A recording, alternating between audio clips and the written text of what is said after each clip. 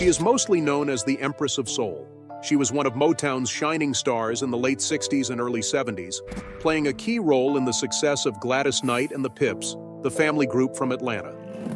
The Pips were made up of Gladys, her brother Morale Bubba Knight, and her cousins William Guest and Edward Patton. Together, they created a musical legacy that still echoes today. But behind all that fame and success, Gladys Knight's personal life wasn't always smooth sailing. She faced her share of heartbreaks, including multiple failed marriages. Despite this, she remained strong and focused on her career.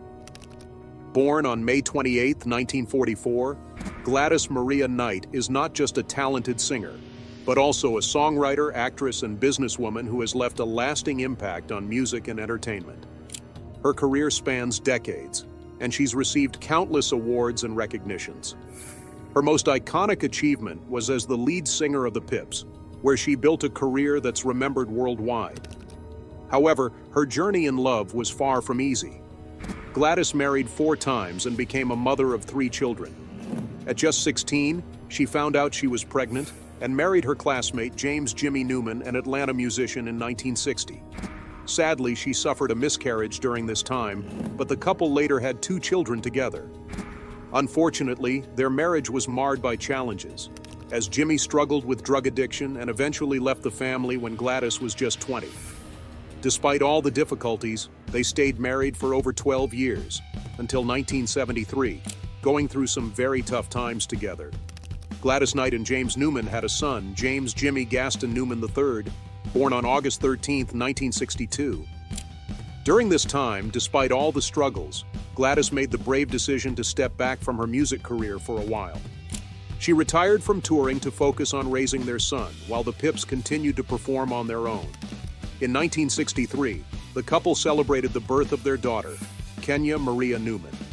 With the growing responsibilities of motherhood and the need to support her family, Gladys eventually returned to her music career, recording and performing with the Pips. In the early 1960s, Gladys, James, and the Pips moved to Detroit, starting a new chapter of their lives in the upscale Sherwood Forest neighborhood on Detroit's west side. They also lived on Lowell Avenue for a time, making sure their children received a good education by sending them to a local Catholic grade school. Unfortunately, their marriage continued to face hardships, and after a 7-year separation, Gladys made the tough decision to divorce James in 1973. A few years later, James passed away, marking the end of a difficult chapter for Gladys. In 1974, after going through the heartbreak of her first marriage, Gladys found love again with Barry Hankerson, the founder of Blackground Records, a label that would later sign his niece, the famous singer Aaliyah. Gladys and Barry had a son, Shanga Ali Hankerson, born on August 1, 1976. However, their marriage also faced its own struggles. Around 1977, the couple moved to Atlanta, while the Pips stayed in Detroit. Despite their efforts, Gladys and Barry's marriage fell apart in 1979. The separation between Gladys Knight and Barry Hankerson led to a long and emotionally draining custody battle over their son, Shanga Ali Hankerson, adding even more stress to her already complicated personal life. Then, in 1979, tragedy struck again when Shanga was kidnapped.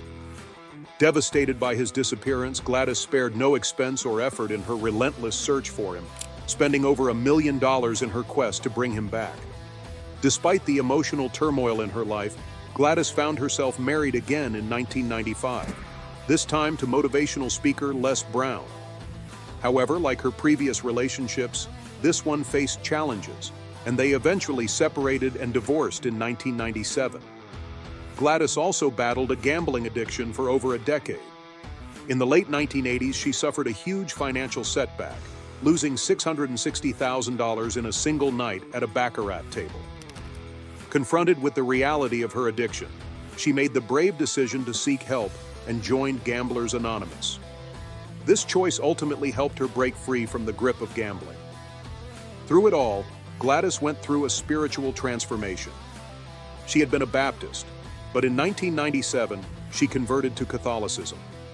Not long after, her spiritual journey took another turn when she was baptized into the Church of Jesus Christ of Latter-day Saints, LDS, also known as the Mormon faith.